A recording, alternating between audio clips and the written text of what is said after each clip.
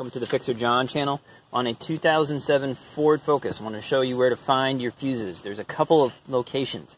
So you're looking at your steering wheel, and then just to the bottom left of it is this little box area on some of these. So I'll show you how to get this open. So you open it with a latch, but then it stops. And then you squeeze the sides, and that lets it fall the rest of the way down.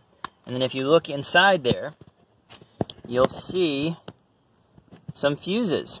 Now there's one other spot underneath the hood for fuses, but this is your in-car, easy enough to get at spot for your fuses on a 2007 Ford Focus. Underneath your hood, take a look, find your battery. That's going to be easy for you to spot. And then the next door neighbor on a 2007 Ford Focus, this has a little diagram here.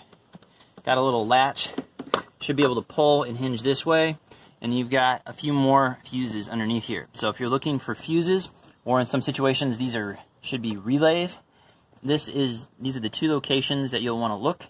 Underneath the hood, you've got these, and then in your driver's area in the other spot. Hope you have a blessed day.